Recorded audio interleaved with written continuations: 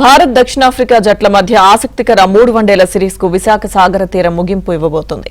తొలి 2 మ్యాచ్లు భారీ స్కోర్లతో అభిమానులను ఉర్రూతలూగించగా ఇరు జట్లు చెరొక విజయంతో 1-1తో సమంగా ఉన్నాయి. ఇప్పటికే టెస్ట్ సిరీస్ లో 0-2తో వైట్ వాష్ అయిన భారత్ పైనే మరోసారి ఒత్తిడి నెలకొంది. ఎలాగైనా ఈ మ్యాచ్ ను గెలిచి వన్డే సిరీస్ తో అభిమానులకు కాస్త ఉపశమనం ఇవ్వాలనుకుంటోంది.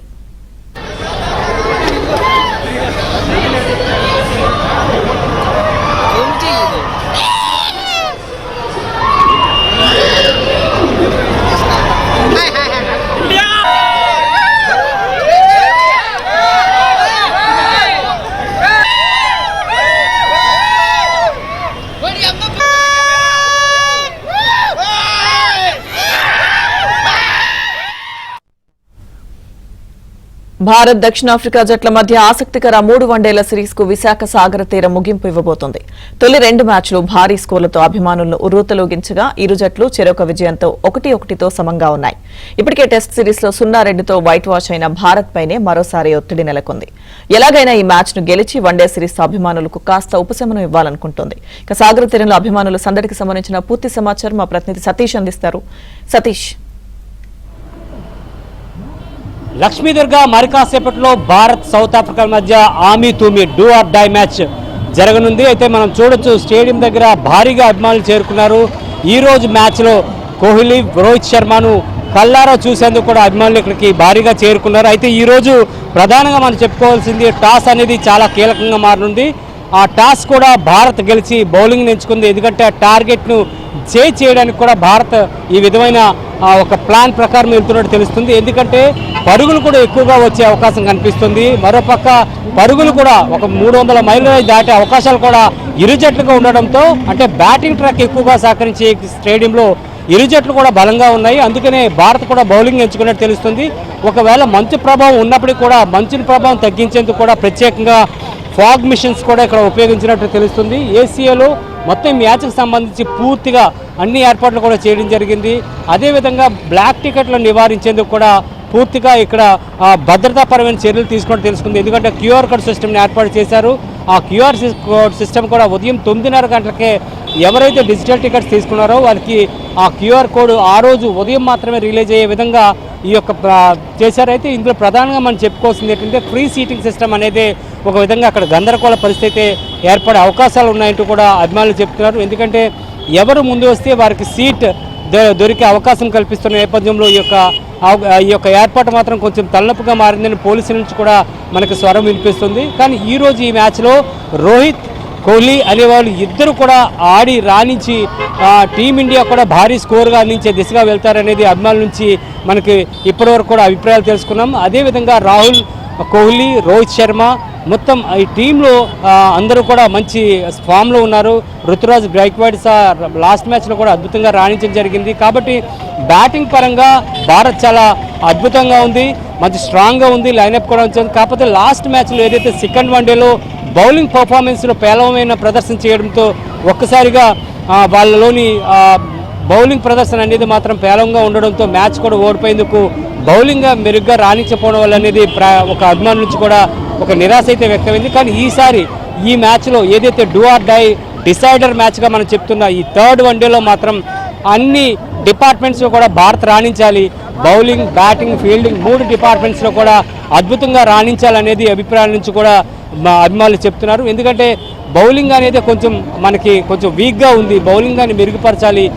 ఒక పక్క రానా కావచ్చు, బౌలింగ్ పర్ఫార్మెన్స్లో మాత్రం వీక్గా ఉంది. అదేవిధంగా వాషింగ్టన్ సుందర్ స్పిన్ కూడా ఇక్కడ అనుకూలించే పరిస్థితులు ఉండడం, అది కూడా మంచి ప్రభావం ఎక్కువ ఉండడంతో ఎక్కువగా స్పిన్ కూడా అనుకూలించే అవకాశాలు అని చెప్పి, కాకపోతే మనది సెకండ్ బ్యాటింగ్ రావడం వల్ల మనకి ఇక్కడ బ్యాటింగ్ ఎక్కువగా ఈ పిచ్ సహకరిస్తుంది. కాబట్టి భారత్ కూడా విజయావకాశాలు ఎక్కువగా ఉండొచ్చు అనేది అనిపిస్తుంది.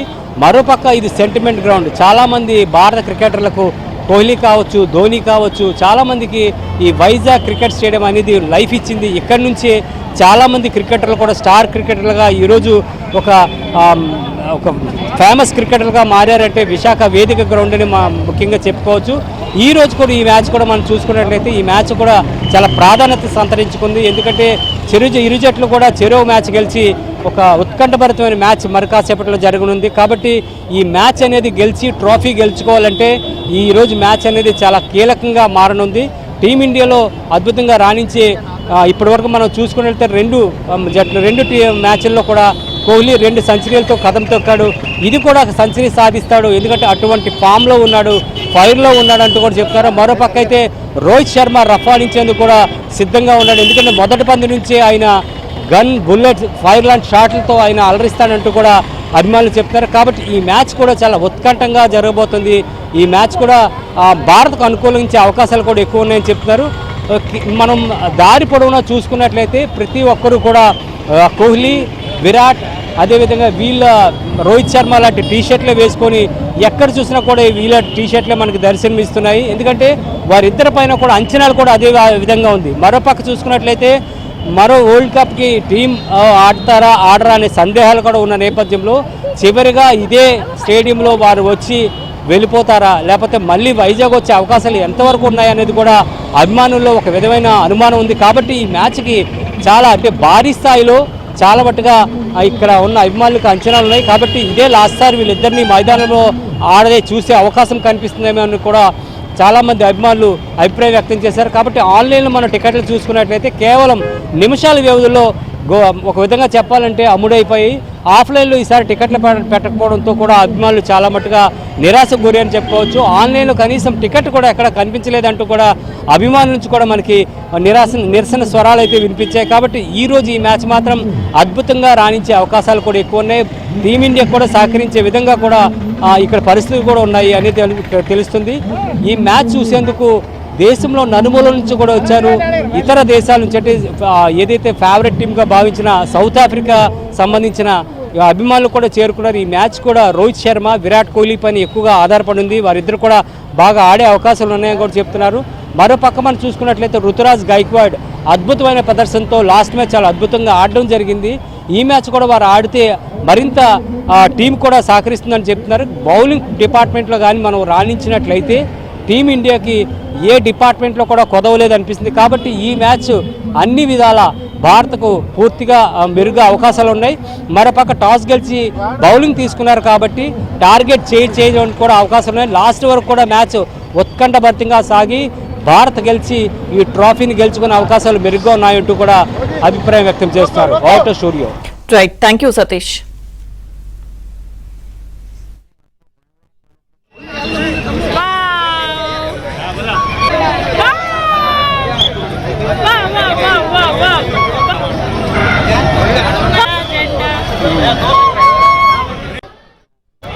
How do I feel the match is going to go?